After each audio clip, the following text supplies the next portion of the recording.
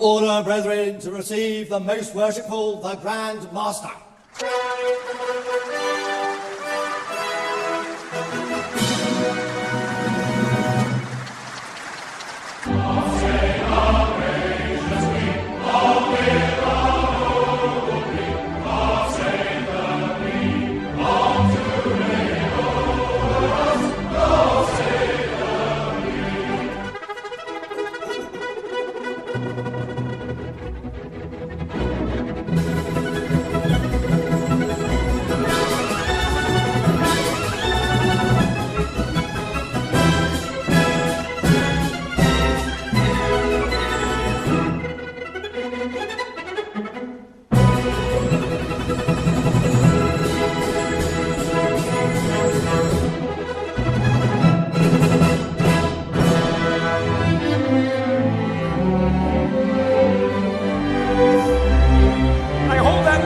Self-evident, Brother Franklin, all men are created equal. Indeed, Brother Washington. All Freemasons meet as equals, and we have an opportunity to create a nation in the very essence of Masonic morality. It would be wonderfully symbolic, don't you think? You'll be wanting to put the all-seeing eye on our banknotes next.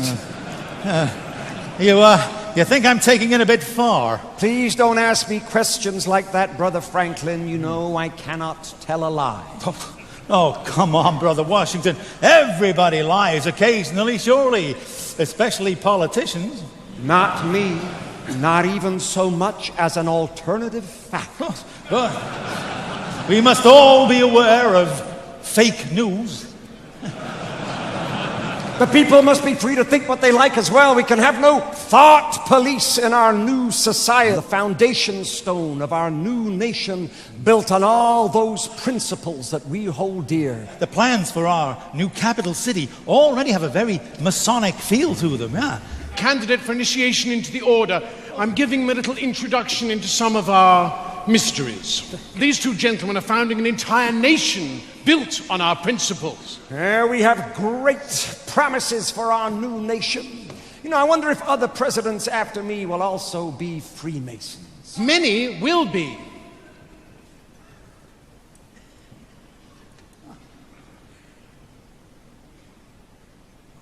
And Freemasonry will become embedded in the American culture.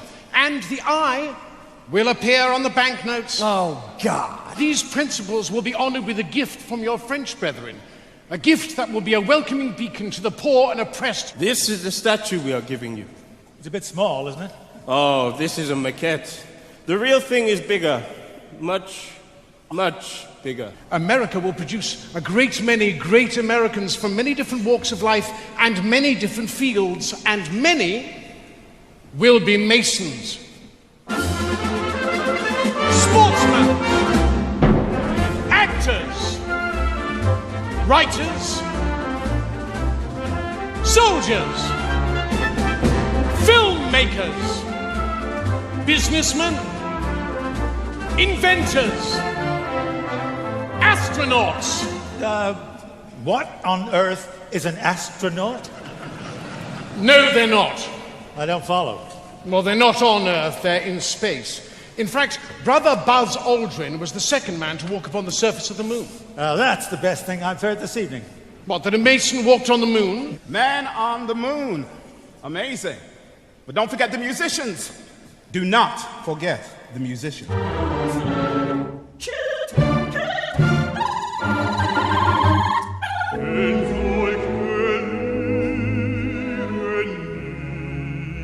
Authoritarian and totalitarian regimes continue to suppress Freemasonry, afraid of its strong heritage of liberty and equality.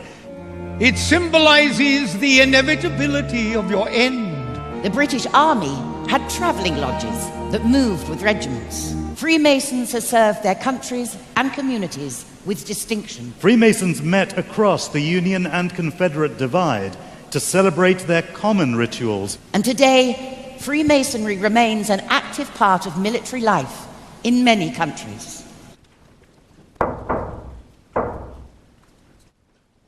Freemasonry has burned as a blazing fire through the last 3 centuries, the driving force behind the Royal Society was initiated into Freemasonry Prince Edward, Duke of Kent, father of Queen Victoria, and Prince Augustus, Duke of Sussex.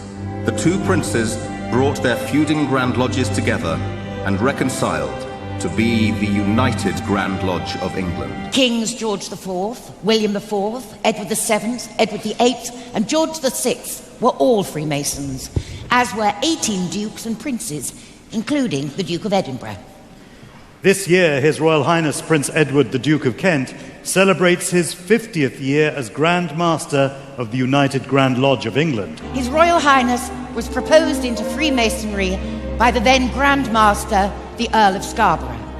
He was initiated into Royal Alpha Lodge number 16, an advocate for the craft all over the world, continuing 3 centuries of distinguished royal tradition at the very heart of English Freemasonry. To order, brethren, to receive the most worshipful, the Grand Master.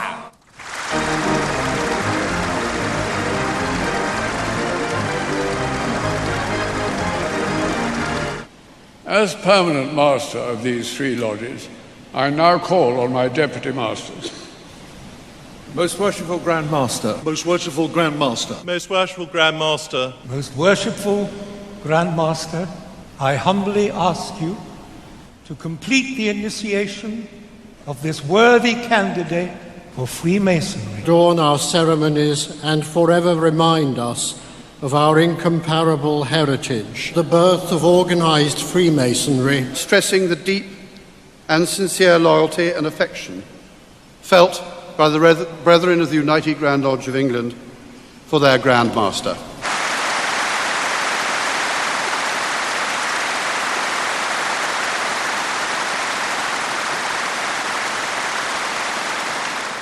I had the pleasure of meeting 136 Grand Masters visiting from overseas at Freemasons Hall yesterday. Today, though, we are a meeting of more than 4,000 gathered from all around the world, from our own constitution and beyond. When the global Masonic family comes together to celebrate our past and renew our own pride and confidence in and enthusiasm for Freemasonry. I hereby read the text of a letter sent today to Buckingham Palace. May it please your Majesty, we, the representatives of over 200,000 Freemasons under the United Grand Lodge of England, most respectfully express our continuing loyalty to your Majesty's throne and person in this, the 66th year of your long and distinguished reign, of His Royal Highness the Duke of Kent, as our much-loved and greatly respected Grand Master. We humbly thank God for preserving our order and fervently pray His blessings on your Majesty, so that our loyal devotion to your Majesty may long continue. Given at the Royal Albert Hall this 31st day of October, Anno Domini 2017. Her Majesty has been pleased to reply in the following terms. The Queen has asked me to thank you for your kind letter of loyal greetings on behalf of the representatives of the Freemasons under the United Grand Lodge of England, which are being celebrated on the 31st of October at the Royal Albert Hall. Her Majesty appreciated your thoughtfulness in writing as you did. We leave the Royal Albert Hall even more proud of our ancient institution. Worldwide, Freemasonry remains as important and relevant as ever. A global society of perhaps 6 million people. As the globe embraced Freemasonry, enlightenment came. I may not agree with what you say, but I shall defend to the death your right to say it. None is more hopelessly enslaved than those who falsely believe they are free.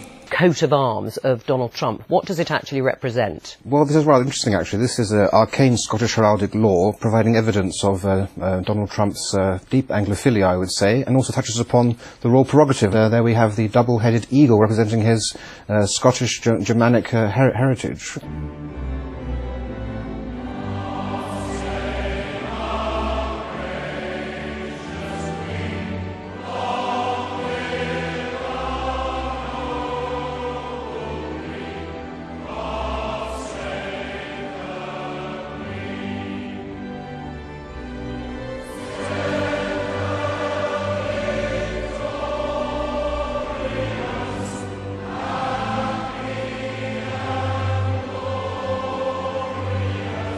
The Masonic Chip program uses modern police-approved techniques to create a child identification kit. And we take fingerprints. We also provide them with a swab for getting a DNA swab.